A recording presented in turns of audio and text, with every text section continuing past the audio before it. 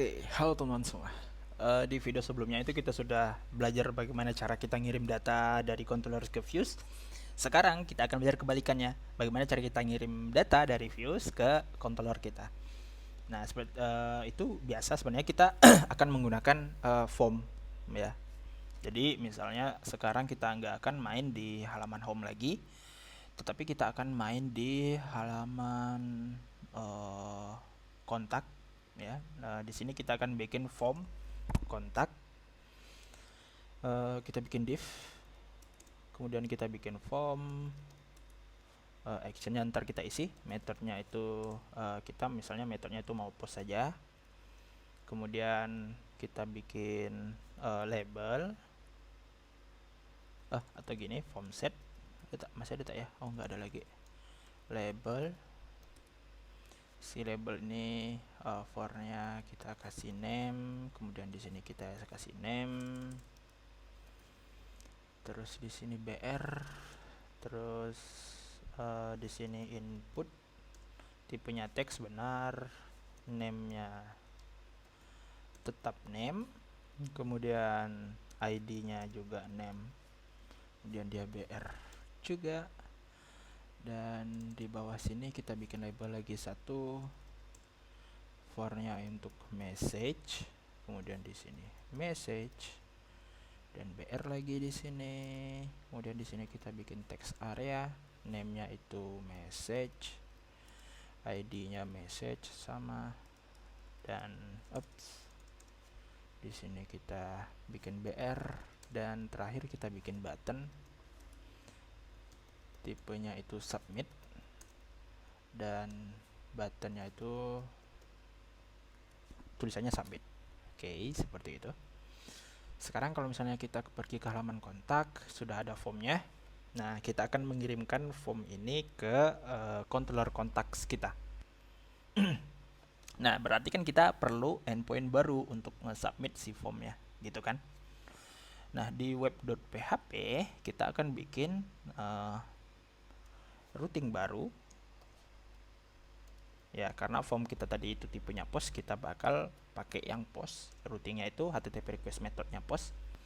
Endpointnya itu kita kasih nama kirim pesan gitu misalnya, atau send message. Kemudian dia ini bakal pergi ke controller contacts, dan dia akan mengeksekusi fungsi save message. Namanya itu ya kita kasih namanya biar gampang dipanggil. Kontak kontak save message ya, seperti ini. Saya lebih suka menulis name-nya seperti ini. Nanti misalnya kita punya kontak update message, kontak update phone number, dan seperti itu. Jadi biar lebih mudah dibaca. Alright. Nah, nanti di ini simpan dulu. Alright, sudah. Kita pergi ke kontak controller. Kemudian kita bikin fungsi baru, namanya itu save message ya. Kita samakan dengan yang di sini, atau teman-teman bisa copy, kemudian kita paste ke sini. Type var-nya ini nggak perlu, dihapus saja. Dan di sini kita akan melakukan fungsi, kita akan memproses data yang dikirim melalui form tadi. Untuk sekarang kita cukup echo saja, echo kontak gini, echo proses data gitu aja, proses data, titik koma jangan lupa. Nah, sekarang kalau kita reload, kita klik submit, dia belum terjadi apa-apa, dia akan menampilkan error juga karena ya kita belum panggil si endpoint kontaknya. Kalau misalnya kita inspect di sini sekarang, kita inspect di div sini. Nah, actionnya itu masih kosong. Nah, kalau di HTML, kalau actionnya kosong, dia akan otomatis mengeksekusi URL saat ini. Di mana URL saat ini itu slash kontak ini. Nah, sedangkan slash kontak ini dia itu tipenya bukan post tapi get, makanya dia keluar pesan error ketika kita klik. The post method is not supported for this route supported method get gitu. Ya, karena memang tidak support, karena memang kita definisikan dia sebagai get. Alright. Kita close ini dulu. Sekarang di formnya, di form kontaknya, di sini kita bisa tulis seperti di halaman master kemarin. Kita bikin kurung crawl 2 kali, kita panggil fungsi route. Kemudian kita mau manggil routing yang namanya kontak save message. Ya, dia itu sama dengan yang di sini. Ya, kalau teman-teman menginstal yang Laravel extension pack tadi, itu teman-teman nanti dapat otomatis seperti ini. Kontak ini kita hapus dulu, dia baru jalan, baru kontak. Nah, dapat otomatis seperti ini. Oke. Sekarang kalau misalnya kita refresh, tidak ada error, kita tulis name-nya. Supaya tidak ada terjadi kesalahan di sini, kita kasih required dulu untuk validasinya. Tapi ntar validasinya kita pindahin ke controller kita ya. Tapi untuk sekarang kita tulis di sini dulu. Kita pergi ke sini, kita reload. Kalau kita klik submit sekarang, dia suruh ngisi dulu. Misalnya di sini namanya kita kasih nama John. Kemudian message-nya I want to meet you in the meeting tonight. Oke, gini aja. Let discuss about the project.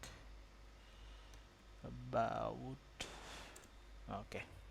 Kalau kita submit sekarang ya, secara logika kan nanti dia akan nampilkan tulisan ini proses data. Tapi yang terjadi adalah jeng page expired. Nah, ini apa ini? Jadi di Laravel itu setiap ada request form ya, itu dia akan memvalidasi CSRF token. CSRF token ini teman-teman nanti bisa searching aja tentang penjelasannya. Pada intinya CSRF token ini akan memvalidasi waktu ya, kalau nggak salah, waktu antara form dikirim sama yang ada di server. Seperti itu, supaya nanti tidak ada hijacking form atau pembajakan form. Nah, untuk supaya dia bisa jalan, caranya cukup mudah ya, teman-teman. Cukup menambahkan seperti ini di form kita. Di dalam formnya ini teman-teman tambah sintak blade add gitu, CSRF.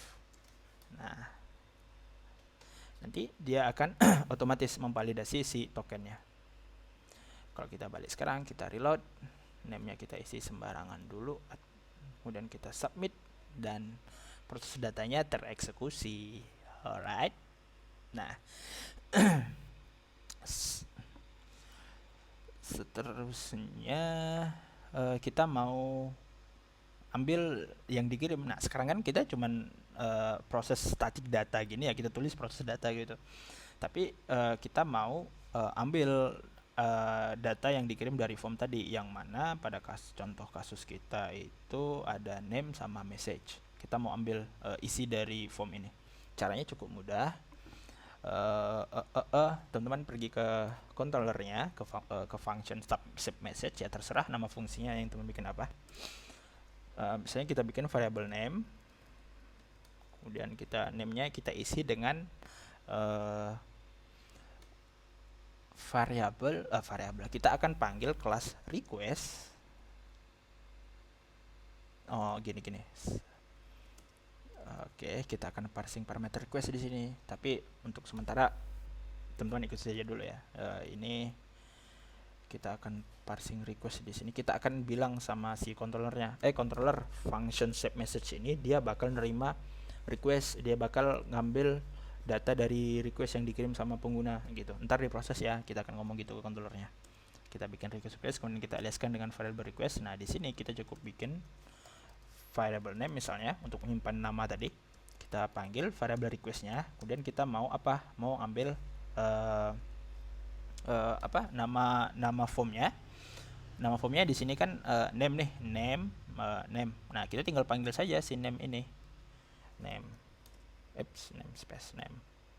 Terus message-nya juga sama, kita tinggal panggil request, nama form kita apa yang dikirim, sedangkan di text area message kita kirim message. Nah, sekarang kalau misalnya sekarang saya echo name, terus di sini saya kasih br biar dia enter, kemudian bikin echo sekali lagi message titik koma. Nah, sekarang kalau misalnya kita kirim form baru, submit, nah dia keluar. Oke, ini kurang jelas. Di sini kita kasih name, kemudian di sini juga message. Oke. Sekarang kita refresh lagi di sini, name-nya kita tulis sembarang saja, submit, dan dia keluar name dan message-nya apa yang kita kirim. Ini cukup membingungkan ya seperti ini. Sebenarnya ini shorthand-nya, penulisan singkatnya, yang kalau misalnya kita ikuti penulisan fullnya, dia akan jadi seperti ini. Request, kita mau ambil request dari method yang dikirim melalui post, kemudian nama formnya itu apa, misalnya kasus ini name, terus kalau yang di bawah itu berarti post message. Nah, penulisan sebenarnya seperti ini, tapi tadi itu shorthandnya bisa dipakai seperti itu juga gitu. Dan itu cukup memudahkan sebenarnya. Atau mau yang lebih simple lagi, ya ini kalau kita refresh tidak ada error. Atau yang mau lebih simple lagi itu kita bisa pakai seperti ini. Sekarang kalau misalnya kita